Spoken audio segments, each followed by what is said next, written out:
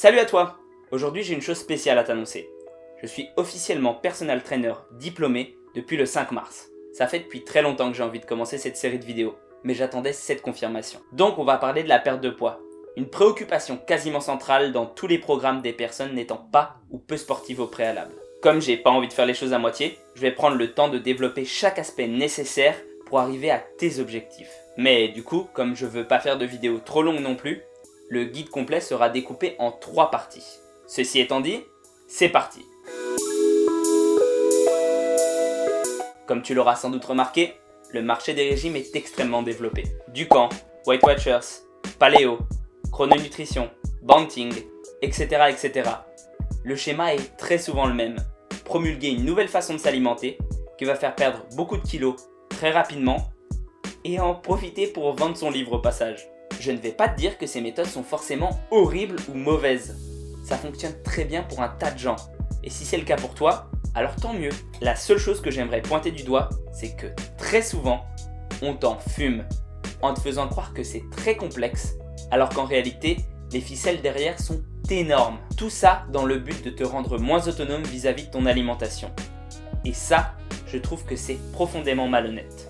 La seule chose qui est nécessaire pour perdre du poids, comme l'ont prouvé de nombreuses études, dont celle de ce professeur qui n'a mangé que de la junk food pendant 10 semaines et a quand même perdu 12,5 kg, c'est un déficit calorique. Les calories sont une façon de mesurer l'énergie, et on s'en sert en science à partir du moment où il faut calculer des recettes ou des dépenses énergétiques. En nutrition, le nombre de calories contenues dans un aliment, c'est celui que ton corps pourra utiliser pour fonctionner. Par exemple pour maintenir sa température, faire bouger les muscles, etc. etc. Et j'insiste là-dessus, un bout de bois contient aussi des calories, mais ton corps ne peut pas les digérer, donc s'en servir, ce qui fait qu'elles ne comptent pas. Tout régime qui respecte la règle de moins de calories absorbées qu'utilisées te fera perdre du poids. C'est mathématique, mais ce qui est fourbe de leur part, c'est qu'ils ne te le disent très souvent pas. De plus, on peut tirer de l'énergie de 3 macronutriments principalement. Les lipides ou les graisses, les protides ou les protéines, et les glucides, autrement nommés sucres. Respectivement 9 kcal pour 1 g de lipides et 4 kcal pour 1 g de protides ou de glucides. Tu commences à comprendre pourquoi est-ce qu'on stocke l'énergie sous forme de graisse, pas vrai?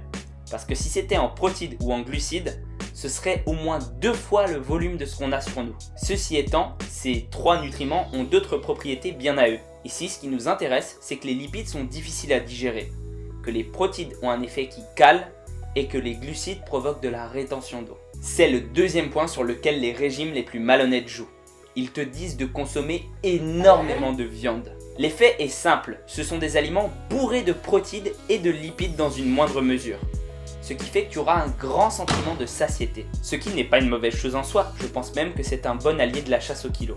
Mais aussi et surtout, tu vas perdre énormément de poids en supprimant d'un seul coup tous les glucides de ton alimentation.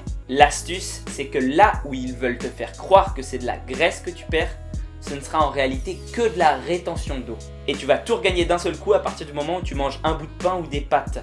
Ce qui va faire, à tes yeux, s'effondrer tous tes efforts. Alors qu'en réalité, pas du tout. Et si c'était que ça?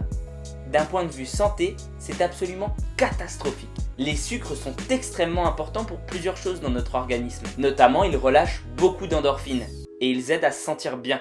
Il est très déconseillé aux personnes dépressives de se lancer dans ce type de régime.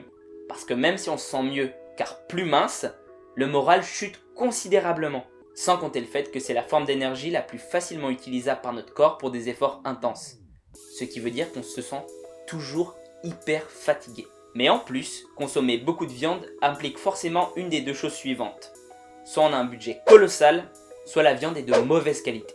Et je te le donne en 1000, la mauvaise qualité de la viande, c'est la principale source des cancers colorectaux. Du coup, tu vas me dire, comment faire pour s'alimenter de façon correcte pour perdre du poids? T'inquiète, c'est le but de la vidéo, on y arrive.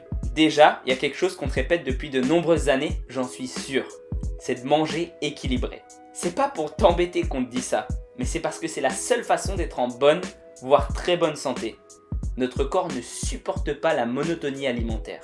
Pour ça, je te conseille d'organiser tes repas autour d'une source de protéines, sans oublier les lipides et les glucides, afin de limiter la perte de muscle. Parce que c'est en réalité perdre du gras, et non du poids qu'on recherche. 1,2 à 1,4 g de protéines par kilogramme de poids de corps est amplement suffisant. Bien sûr, comme je l'ai dit précédemment, il faudra conserver un déficit calorique.